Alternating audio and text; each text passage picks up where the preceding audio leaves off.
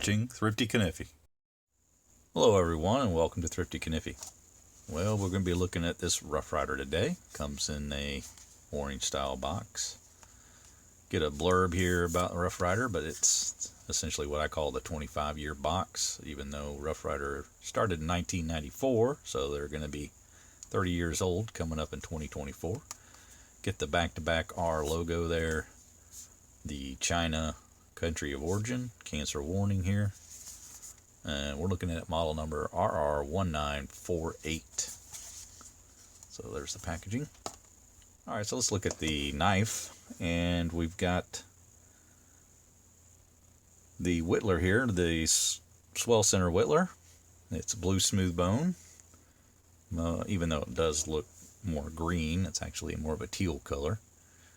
Rough Ryder had seemed to have quite a bit of problem trying to keep the handle material on this particular series consistent. I've seen quite a wide variation of color on this particular series of knives, but there are a large number of them that are this color, this teal green, and it's probably the most prominent color and probably one you would get if you were to order one.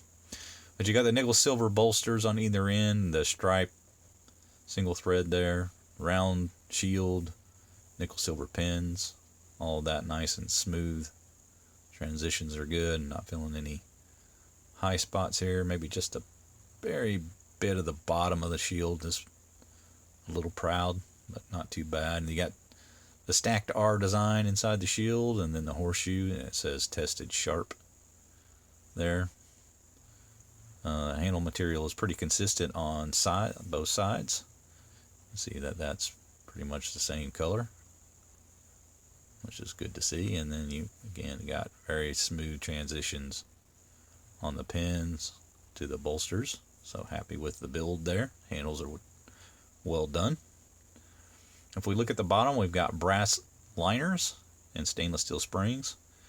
Now a little thing different about the Whittler is this a split back, so you actually have like a wedge shaped piece of metal here in between the two springs, and then it tapers down until you get to this area here where the two springs come together.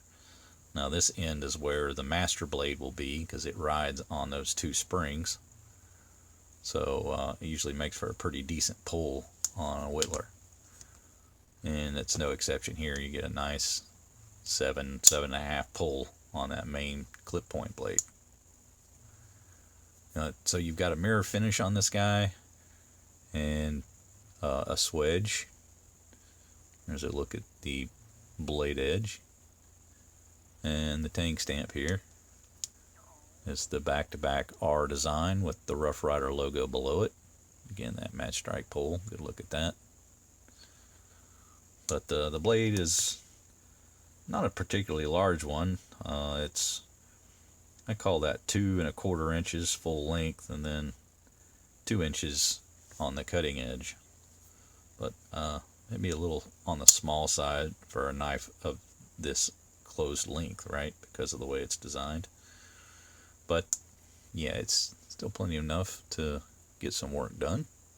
If we look at the other side of the blade, we've got the tank stamp on all the etch reading, the model number there, which is the 1948, and then China below it. Good look at the blade edge here. A little bit sloppy at the tip there, a little wider than the other side if we make a comparison. It's not as even as I would have liked, but I've seen worse, and that could probably be worked out to make it a little more even with some work. But there's another look at that swedge. It's on actually both sides of the blade. But good pull, good snap. Happy with that. No half stops or anything like that on this one. It's an older design.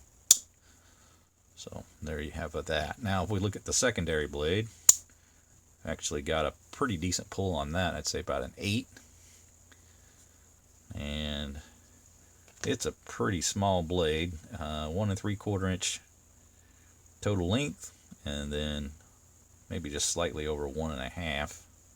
But again, you get the match strike pull and the mirror finish. There's the blade edge on that one, pretty consistent all the way around. You got the RR tang stamp.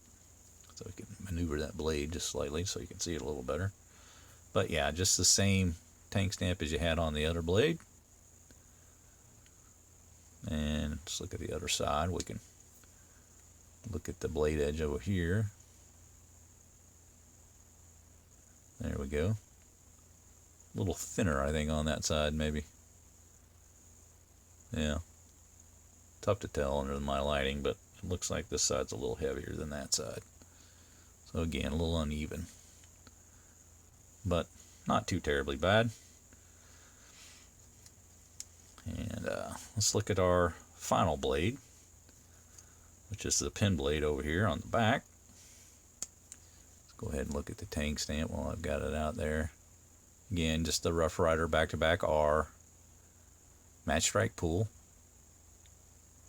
No swedging on this one. And it's a nice shaped pin blade. And the grind on it looks like it might be the best of the three. Pretty even on both sides on this one. So good pull on it. I'd say it's about a 7 as well. Good snap on the close. And let's take a measurement on it. So it measures 1 5/8, let's call it. And then you got a cutting edge of 1 1/2. Respectable size little pin blade there. Comfortable in the hand to use. Got 4-finger grip with that secondary blade. And much the same as the main blade.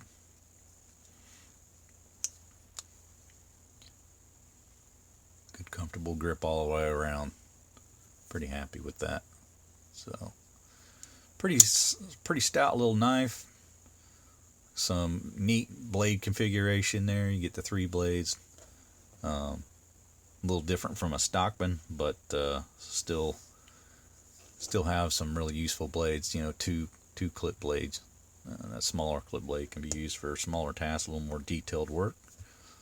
So yeah, Whittler.